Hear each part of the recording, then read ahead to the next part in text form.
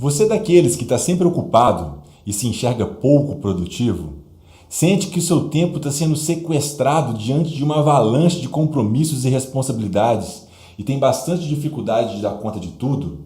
Se você está passando por essas dificuldades, então os conceitos desse livro, Essencialismo, podem fazer muita diferença. Confere aí esse resumo.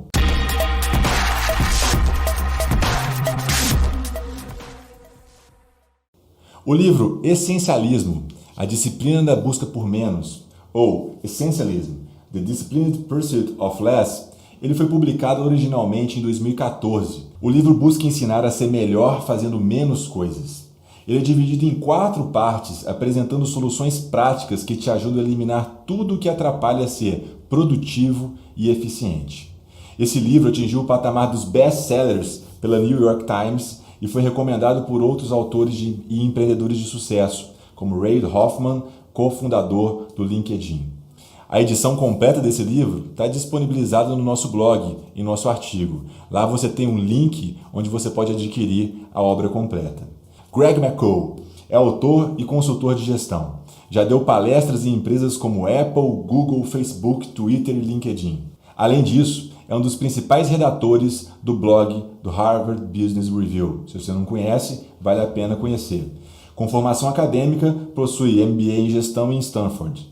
As práticas sugeridas pelo autor são úteis para qualquer pessoa que deseja ser mais produtiva, eficiente e planeja ter um melhor gerenciamento do tempo e das suas atividades.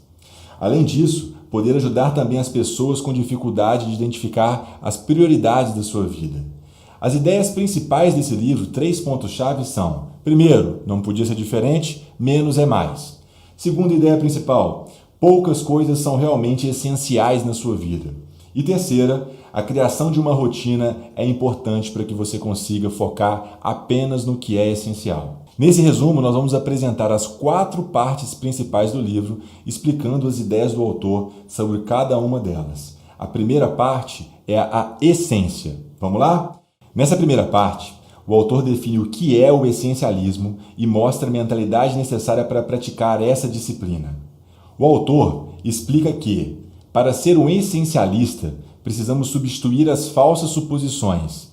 Eu preciso fazer, isso tudo é importante, eu consigo fazer os dois, pelas 3 verdades fundamentais do essencialismo. São elas: eu escolho fazer, apenas algumas coisas realmente importam, eu consigo fazer qualquer coisa, mas não consigo fazer todas. Essas são as 3 verdades fundamentais do essencialismo. No livro, o autor dedica um capítulo para falar sobre cada uma dessas expressões. A seguir, vamos ver a ideia principal por trás de cada uma delas. Primeiro, o poder da escolha. De acordo com o autor, o primeiro passo é reconhecer que você tem uma escolha. Quando nós esquecemos essa possibilidade, ficamos à mercê das escolhas de outras pessoas. Por isso, um essencialista é alguém que valoriza o poder da escolha. Poucas coisas realmente importam. Muitas pessoas não conseguem entregar seu desempenho máximo, pois acreditam que tudo é importante. Por isso, é importante investir algum tempo para avaliar suas opções. Com essa avaliação, um essencialista consegue separar aquilo que é vital, normalmente são poucas coisas, daquilo que é trivial. E depois do poder da escolha e de entender que poucas coisas importam, o terceiro fundamento é o trade-off, a capacidade de você escolher entre as opções. Quando encontramos uma escolha difícil entre 2 coisas que desejamos muito, normalmente nossa vontade de fazer as 2 coisas, o que muitas vezes dá errado. Nessa situação, um essencialista não se pergunta como ele pode fazer as 2 coisas, mas decide qual delas ele consegue crescer mais, qual delas ele vai obter o melhor resultado. Com essa reflexão, ele consegue julgar aquilo que lhe dará a maior oportunidade e focar naquilo, ou seja, concentrar apenas no que é essencial. Então esse é o overview da essência. A segunda ideia principal do livro é a parte de explorar. Nesse segmento, o autor descreve 5 práticas que devem ser utilizadas para diferenciar aquilo que é realmente essencial. Vamos a elas. Primeira parte, escape. Atualmente a nossa vida é muito corrida, não é mesmo? Frequentemente nós temos a percepção de que não temos tempo para nada, muito menos para pensar na vida. Nesse capítulo o autor toca justamente nesse ponto. a importância de parar um pouco e pensar. O que ele sugere é investir o máximo de tempo que for possível e não atrapalhar suas tarefas, claro, para escapar da correria do cotidiano e se concentrar em ler, pensar sobre a vida e sobre as suas estratégias. Segundo ponto, olhar. A lição principal desse capítulo é básica, porém fundamental. Devemos deixar de focar excessivamente em pequenos detalhes e ter uma noção de um panorama geral. Para isso, o autor sugere algumas dicas. Primeiro, mantenha um diário para registrar e analisar a sua vida. Segunda, explore o problema na prática, assim será mais fácil avaliar a sua causa. Terceiro, preste atenção em detalhes anormais, em situações que a gente chama outliers, causas especiais, situações fora da curva. Terceiro ponto sobre esse overview de explorar é divirta-se. De acordo com o autor, a diversão deve parar de ser encarada como uma negligência das suas responsabilidades. Ele explica que a diversão é essencial para a gestão do estresse. Como consequência, também influencia na sua produtividade, criatividade e qualidade de vida. Ou seja, faz parte da matriz essencial da sua vida, a diversão. Por isso, você deve se permitir alguns momentos para divertir e comemorar. Quarta recomendação, durma e se recupere. O autor deixa claro que o maior ativo que nós temos somos nós mesmos, seja para contribuir com o mundo ou para contribuir com as nossas próprias vidas. Por isso, a gente tem que proteger esse nosso ativo fundamental, a nossa saúde. O essencialista entende que 1 hora a mais de sono representa várias horas de alta produtividade. Por isso, trata o sono como algo essencial. Além disso, uma noite bem dormida aguça a criatividade e permite que os mais altos níveis de contribuição sejam alcançados. E o quinto e último ponto, selecione. Durante esse capítulo, Greg trata da regra dos 90%, utilizada nas tomadas de decisões mais importantes para você. O seu funcionamento é muito simples. Você deve dar uma nota para cada opção. Aquelas que estão abaixo de 90%, você deve rejeitar. Dessa forma, você evita ficar agarrado com opções medianas. Ao encontrar uma nova oportunidade, o autor recomenda a seguinte análise, a seguinte reflexão. Primeiro, escreva em um papel qual oportunidade está sendo oferecida para você. Por exemplo, dar uma palestra em um evento.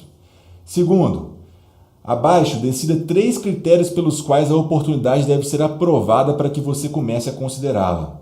Exemplo, critérios. Vou dar palestra para um público de mais de 1.000 pessoas. Ou os custos de transporte são pagos. Ou a alimentação vai ser arcada pelo evento. Ou o valor da remuneração vai ser X. Quais são os seus 3 critérios de decisão? E por fim, escreva o critério ideal para a oportunidade ser aprovada. Ou seja, diante dos critérios que eu mensurarei, qual é o meu target, qual é o meu objetivo? Por exemplo, 5.000 pessoas assistirão à palestra e você receberá um bônus sobre o resultado. Segundo o autor, você deve aceitar uma oportunidade que passe por todos os seus critérios iniciais e por, no mínimo, 2 critérios ideais. Dessa forma, você vai conseguir separar quais são as oportunidades que vão trazer grandes benefícios e quais são as oportunidades que não são tão essenciais assim. Overview da terceira parte, eliminar. Na terceira parte do livro, o autor mostra como eliminar tudo aquilo que não é essencial. Assim, a gente pode aumentar o nosso nível de contribuição com atividades que realmente vão agregar valor e que realmente importam para os seus resultados. Separamos para você 3 aspectos que vão ajudar você a esse processo de eliminação. Primeiro deles, a força do não. É comum nos encontrarmos em situações em que concordamos com algo por obrigação ou apenas para evitar conflitos maiores. Nesse caso, o autor explica que um essencialista deve dominar a arte de avaliar a situação e, se for o caso, falar não de maneira respeitosa e eloquente. Essa é uma das habilidades mais importantes do livro e também uma das mais difíceis de ser aprendida. Steve Jobs tem uma frase muito importante que ele fala: ter foco é saber dizer não. E ser essencialista é ter foco de fato no que é essencial. É claro que para isso você tem que aceitar que nem sempre você vai ser a pessoa mais popular, principalmente em ambientes e contextos que as pessoas não estão muito acostumadas a receber o não. Por isso é muito importante ter posicionamento nessa decisão, mas também ser muito cordial, cortês e respeitoso ao passar esse tipo de informação. Segunda ideia principal dessa etapa de eliminação do que não é essencial são as armadilhas do comprometimento. Você já continuou a investir esforço e tempo em um projeto decadente? Muitas vezes as pessoas se negam a admitir que cometeram erro e seguem comprometidos em um projeto fadado ao fracasso. Por isso é muito importante saber também a hora de sair de um projeto. A hora de entrar é muito legal e todo mundo avalia bastante, mas a hora de abortar uma missão, ela é fundamental também. O essencialista, por outro lado, não vê um problema em admitir o erro e redirecionar o tempo e esforço para um projeto mais produtivo. É sempre importante ter humildade e análise crítica para constantemente avaliar se as ações daquele momento estão te levando aos seus objetivos finais. Para evitar cair nessas armadilhas de comprometimento, vão algumas dicas aí. Primeiro, não supervalorize os seus próprios projetos. Sempre pergunte: se eu não estivesse envolvido, quanto esforço eu faria para entrar nessa atividade agora? Segunda dica, não pense que desistir de algo falho seja desperdício. Melhor pular agora do barco do que pular com ele mais afundado. Tem que saber a hora certa de sair de uma situação. Terceiro, peça a opinião de alguém neutro, de alguém imparcial, de alguém que está de fora, que não vai ser influenciado pelas emoções da participação. E quarto e último, admita a falha para começar a ter sucesso. Se você fizer uma busca na biografia dos empresários de sucesso, das grandes empresas, a maior parte falhou algumas vezes durante o processo de crescimento. E isso faz parte do processo. É importante a gente compreender isso e aprender com cada etapa vencida. E a última ideia principal dessa etapa de eliminação é a importância de impor os limites.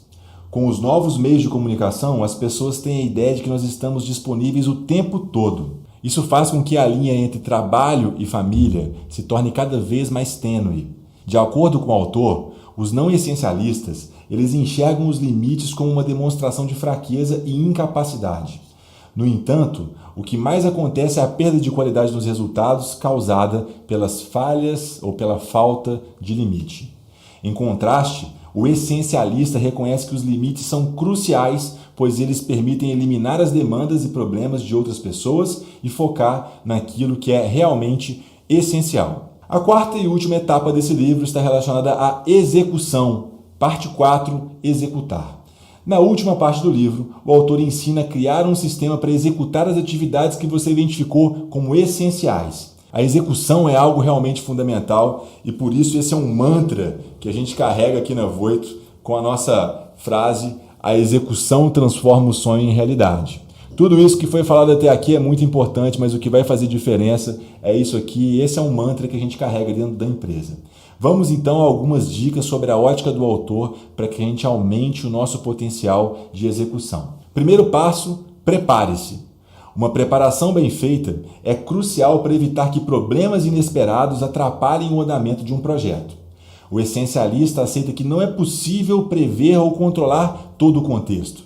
Por isso, ele sempre se prepara para o pior ou estabelece planos e alternativas diante do que pode surgir. Para te ajudar, o autor propõe as seguintes práticas. Sempre adicione 50% do tempo necessário na sua estimativa. Dessa forma, você se protege de eventuais surpresas. Margem de segurança. Muito cuidado, tem que se avaliar o contexto de adotar essa referência. Outra recomendação é simule diferentes cenários. Assim, você pode traçar um plano e já saber de antemão como agir em determinadas circunstâncias. Outra ideia muito importante a respeito da execução é: identifique e remova os obstáculos. A principal ideia desse capítulo do livro é que um essencialista aumenta sua produtividade removendo obstáculos que estejam atrapalhando, em vez de tentar fazer as coisas mais difíceis para produzir mais. Para isso, o autor explica que você deve parar e pensar antes de começar um projeto. Quais são os obstáculos na minha jornada para cumprir ou para finalizar essa tarefa? Essa percepção vai te ajudar a encontrar a melhor maneira de solucionar o seu problema e aumentar o seu progresso. E é muito importante gerenciar o progresso. Esse é o próximo ponto. Visualize o seu progresso. De acordo com o autor, o essencialista avança aos poucos e, no fim, alcança grandes resultados. Ao longo do processo, ele faz questão de celebrar ao passo de cada pequena vitória. Essa visualização do progresso é uma poderosa ferramenta para melhorar a visualização das atividades e aumentar a motivação e engajamento da equipe no decorrer de um projeto. Outra recomendação é criar uma rotina. Os hábitos são fundamentais.